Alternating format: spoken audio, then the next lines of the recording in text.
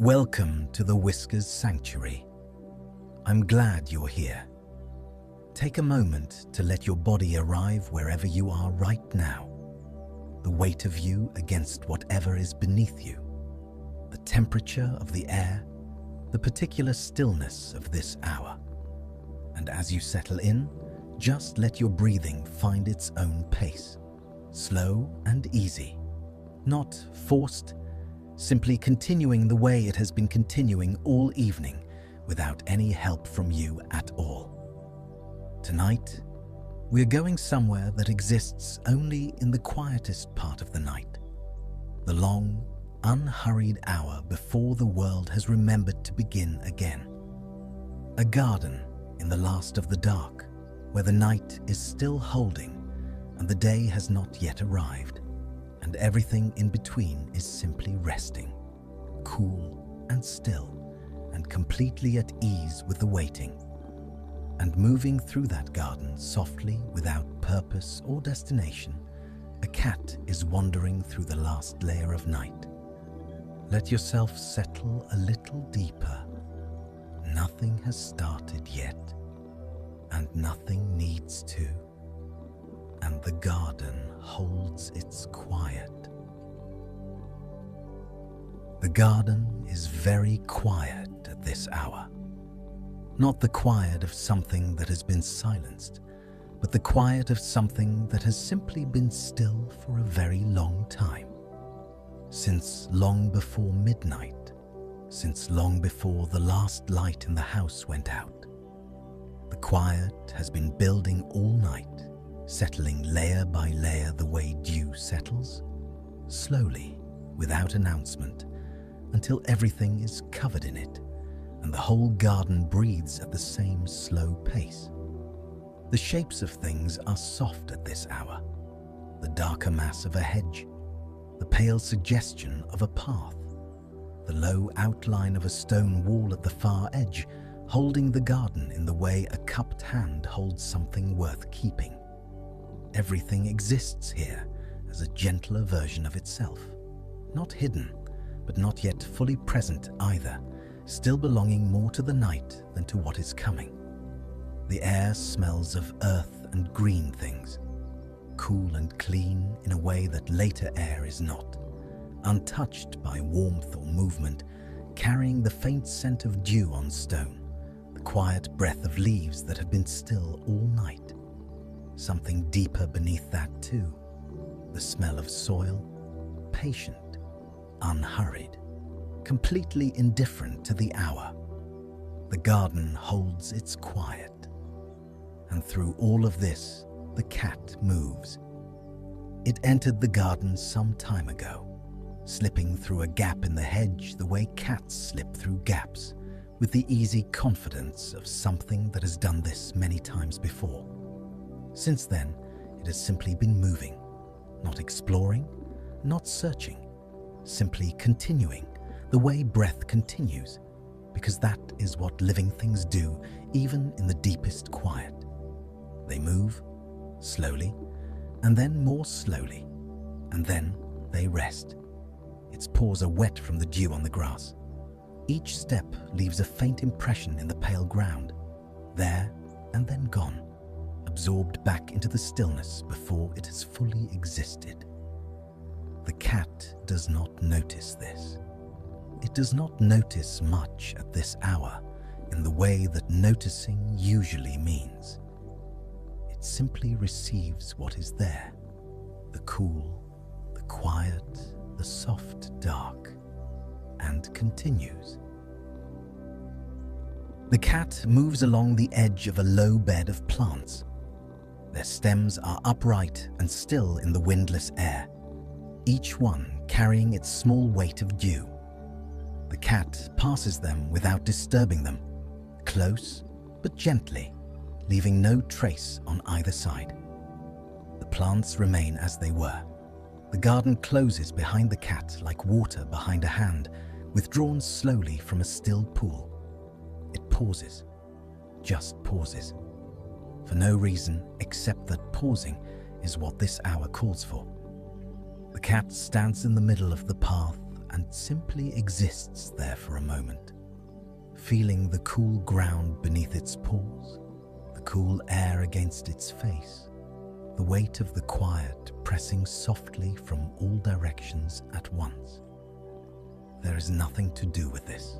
It simply needs to be felt. Then it moves on, a little more slowly than before. Near the center of the garden, a wide, flat stone sits low to the ground. The cat steps onto it and pauses again.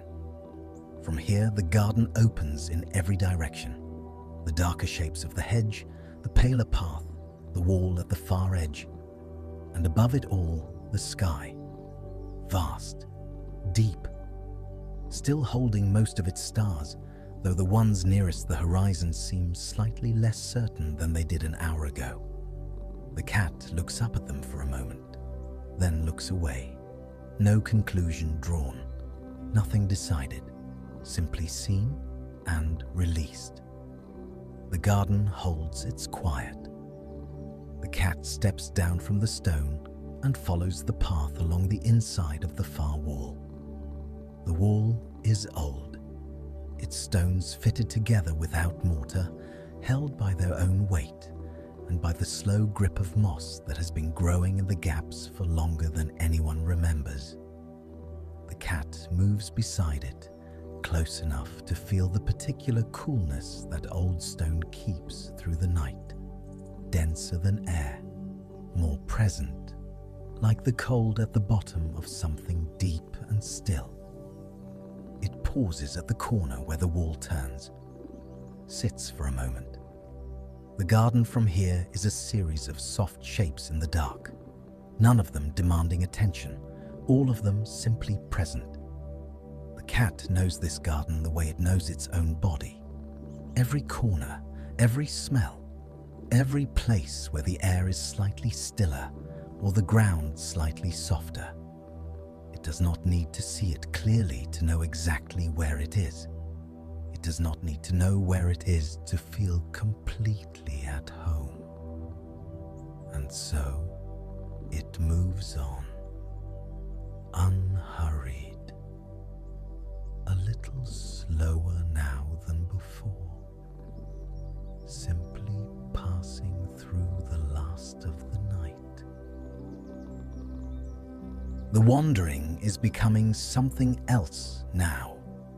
Not walking, not quite stillness, something in between, the particular pace of a creature that has moved through enough of the night to have arrived at the part of it where moving and resting are almost the same thing. The cat's steps are shorter, its pauses are longer. The distance between one place and the next has stopped mattering. It stops beside a cluster of low plants and lowers its nose to the damp ground between them. The smell here is richest. Earth, root, the faint green breath of things that have been growing quietly all night, drawing what they need from the dark. The cat breathes it in, holds it for a moment, and then exhales slowly. The breath becomes part of the garden air. The garden air becomes part of the breath. The boundary between the cat and the garden grows a little less distinct. A single drop of dew falls from a leaf above. The smallest sound, almost not a sound at all. It lands on a broader leaf below with a tap so soft it is more felt than heard. The cat's ear turns toward it, barely, then grows still again. The silence that follows is fuller than the silence before, the way silence always deepens after a small sound has moved through it and been absorbed. The garden holds its quiet. The cat moves again, a shorter distance this time, to a place where the grass is thicker, a small patch where the ground is softer, where the dew is heavier, where the air above it seems to rest at a slightly lower level than everywhere else. The cat steps onto it slowly, feels the give of it beneath its paws, stands very still. The sky above is exactly as it was, or nearly. There is something barely anything, at the far eastern edge, a softening so subtle it might not be there at all. The cat does not try to determine whether it is.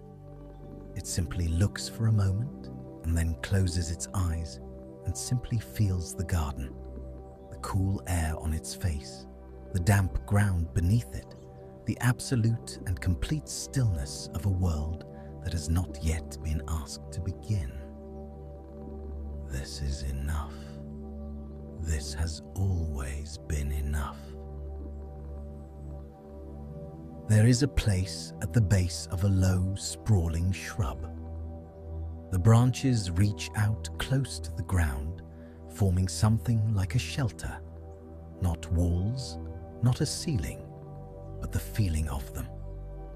A place where the air is slightly stiller, slightly warmer from the breath of the plant itself, slightly more enclosed in a way that has nothing to do with structures and everything to do with the feeling of being gently surrounded by something living and patient and completely at rest.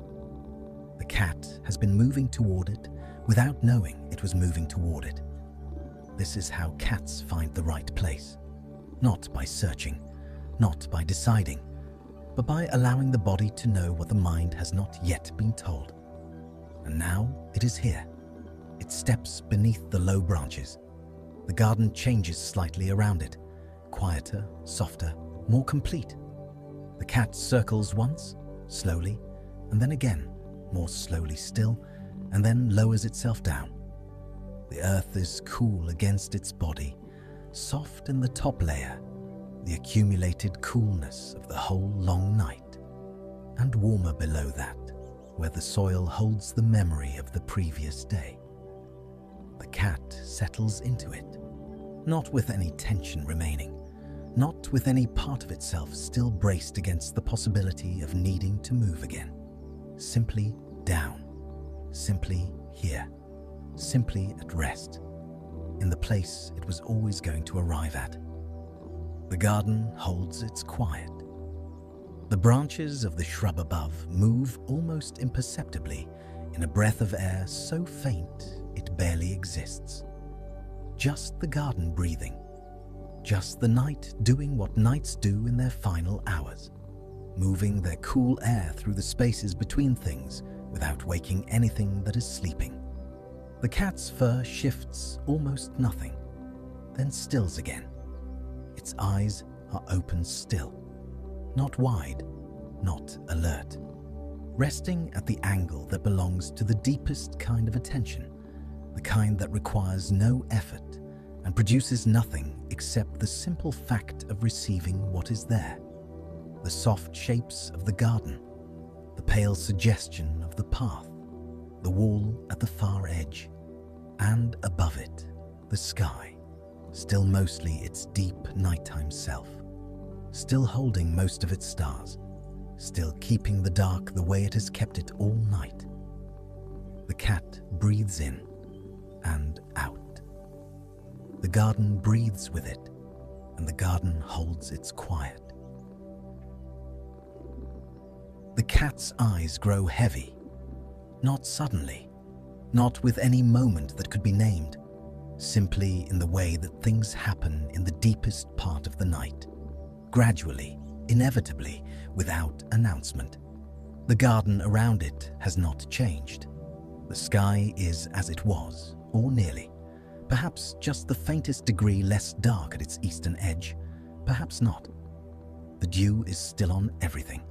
The air is still cool. The wall is still at the far edge, keeping its quiet vigil the way it always has. Nothing has ended. Nothing has begun. The world is simply here, in the last of the dark, resting in the long and tender pause before the day remembers to arrive.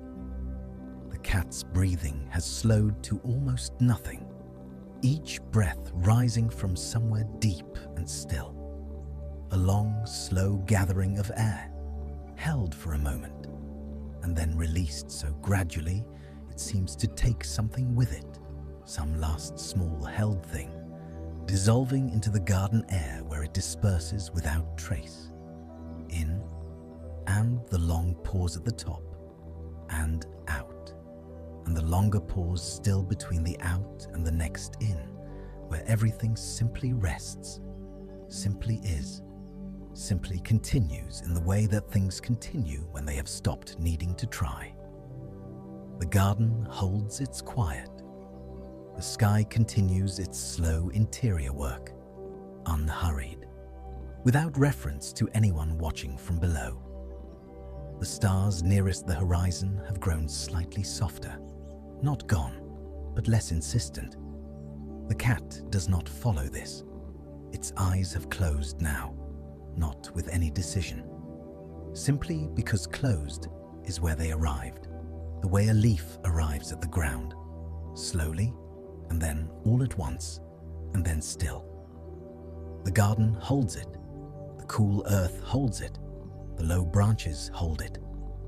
Everything in this small familiar space has been doing its quiet work all night and will continue, keeping the stillness, keeping the cool, keeping the particular quality of this hour that exists nowhere else. The cat is part of it now. One more still thing among still things. One more breathing presence in a garden full of breathing presences. All of them resting, all of them held. The garden holds its quiet.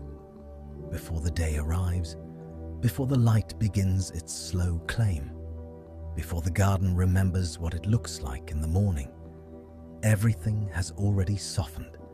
Everything has already gone, gently, completely, into the last of the dark, and somewhere nearby, perhaps in your own quiet room, you may feel it too, that same stillness, that same sense of being in the last of something, the last of the evening, the last of the wakefulness, the last held breath before everything softens. Nothing has started yet. Nothing needs to. The garden holds its quiet, and you are already most of the way there. Rest now, soft